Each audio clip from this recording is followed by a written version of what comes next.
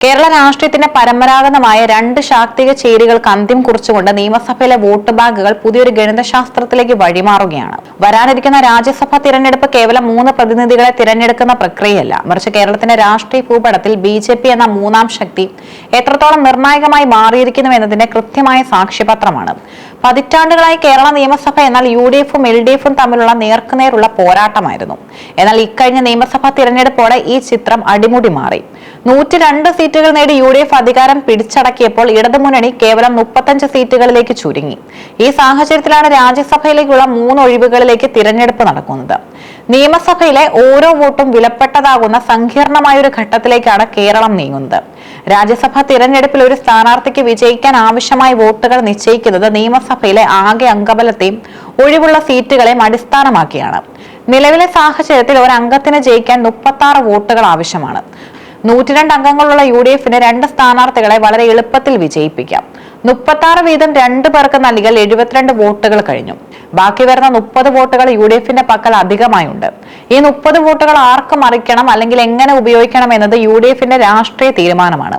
ഇടതുപക്ഷത്തിനാകെയുള്ളത് 35 അംഗങ്ങളാണ്. ഒരു സീറ്റിൽ വിജയിക്കാൻ അവർക്ക് വേണ്ടത് 36 വോട്ടുകളാണ്. അതായത് സ്വന്തം മുന്നണിയിലെ എല്ലാവരും വോട്ട് ചെയ്താൽ പോലും അവർക്കൊരു വോട്ടിന്റെ കുറവുണ്ട്.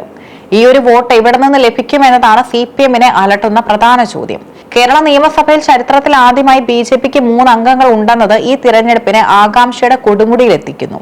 ഇടതുപക്ഷത്തിന് തങ്ങളുടെ സീറ്റ് നിലനിർത്തണമെങ്കിൽ ഈ BJP അംഗങ്ങളുടെ നിലപാടും നിർണായകമാകും. BJP-യുടെ പിന്തുണ പ്രത്യക്ഷമായോ പരോക്ഷമായോ തേടുന്നത് CPM-നെ സംബന്ധിച്ചിടത്തോളം ആത്മഹത്യാപരമാണ്.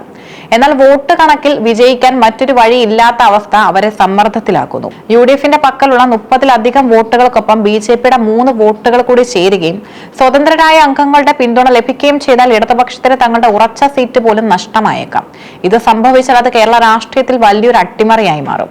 സീറ്റ് വിഭജനത്തെ ചൊല്ലി മുന്നണികൾക്കുള്ളിലും ചർച്ചകൾ തകൃതിയായി നടക്കുകയാണ്. നിയമസഭയിൽ 8 അംഗങ്ങളുള്ള CPI തങ്ങളുടെ പിന്തുണ ഉറപ്പിക്കണമെങ്കിൽ പാർട്ടിക്ക് അർഹമായ പരിഗണന വേണമെന്ന് CPM-നോട് ആവശ്യപ്പെട്ടേക്കാം. പരാജയഭീതിയിൽ നിൽക്കുന്നതിനാൽ CPI-യുടെ എല്ലാ ആവശ്യങ്ങൾക്കും വഴങ്ങിക്കൊടുക്കാൻ CPM നിർബന്ധിതരാകും. ഇടതുമുന്നണിയിലെ ഏക RJD അംഗത്തിന്റെ വോട്ട് എങ്ങോട്ട് വീഴുമെന്നും പ്രവചനാതീതമാണ്. ദേശീയ തലത്തിൽ RJD കോൺഗ്രസ് സഖ്യത്തിന്റെ ഭാഗമായതിനാൽ കേരളത്തിലും ആ നിലപാട് സ്വീകരിക്കാൻ സമ്മർദ്ദമുണ്ടായാൽ ഇടതുപക്ഷത്തിന്റെ അംഗബലം 34 ചുരുങ്ങും. രാജ്യസഭാ തിരഞ്ഞെടുപ്പിൽ രാഷ്ട്രീയ പാർട്ടികൾക്ക് വിപ്പ് നൽകാൻ അധികാരമുണ്ട്. അതിനാൽ പരസ്യമായ ഒരു കൂറുമാറ്റം എളുപ്പമല്ല. എന്നാൽ വോട്ട് അസാധുവാക്കുകയോ മനസാക്ഷി വോട്ട് എന്ന പേരിൽ വിപ്പ് ലംഘിക്കുകയോ ചെയ്താൽ കാര്യങ്ങൾ മാറിമറിയും. നിയമസഭയിൽ നിന്നും പുറത്താക്കപ്പെടാൻ തയ്യാറായി ഏതെങ്കിലും അംഗം വോട്ട് ചെയ്താൽ അത് വലിയ നിയമയുദ്ധങ്ങൾക്കും വഴിതെളിക്കും. ബംഗാളിൽ BJP നിർണായക ശക്തിയായി മാറിയത് ഇത്തരം വോട്ട് കണക്കുകളിലെ തന്ത്രങ്ങളിലൂടെയാണ്. കേരളത്തിലും സമാനമായ നീക്കങ്ങൾ BJP കേന്ദ്ര നേതൃത്വത്തിന്റെ നിർദ്ദേശപ്രകാരം നടന്നേക്കാം. കോൺഗ്രസിനെയോ CPM-നെയോ നേരിട്ട് പിന്തുണയ്ക്കുന്നതിന് പകരം ഒരു സ്വതന്ത്ര സ്ഥാനാർത്ഥിയെ നിർത്തിക്കൊണ്ട് ഇരു മുന്നണികളെയും വെട്ടിലാക്കാനുള്ള സാധ്യതയും തള്ളിക്കളയാനാവില്ല. ഈ രാജ്യസഭാ തിരഞ്ഞെടുപ്പ് വോട്ട് കച്ചവട ആരോപണങ്ങൾക്കും വലിയ തോതിൽ വഴിമരുന്നിട്ടു. ഇടതുപക്ഷം വിജയിച്ചാൽ BJP-യുമായി രഹസ്യധാരണ ഉണ്ടാക്കിയെന്ന് UDF ആരോപിക്കും. മറിച്ചാണ് സംഭവിക്കുന്നതെങ്കിൽ UDF BJP സഖ്യമെന്ന് ഇടതുപക്ഷവും ആരോപിക്കും.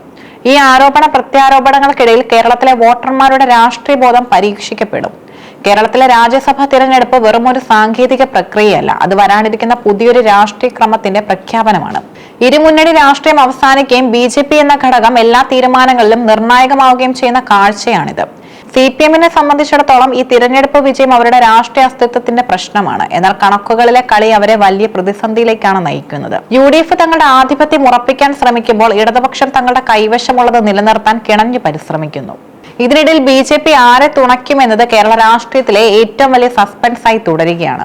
വരും ദിവസങ്ങളിലെ ചർച്ചകളും അണിയറ നീക്കങ്ങളും കേരളത്തിന്റെ രാഷ്ട്രീയ ഭാവി നിർണ്ണയിക്കുന്നതിൽ നിർണായകമാകും. BJP-യുടെ 3 അംഗങ്ങൾ കേരള നിയമസഭയുടെ ചരിത്രത്തെ തന്നെ തിരുത്തിക്കുറിക്കാൻ പോവുകയാണെന്നത് ഇപ്പോൾ വ്യക്തമാണ്.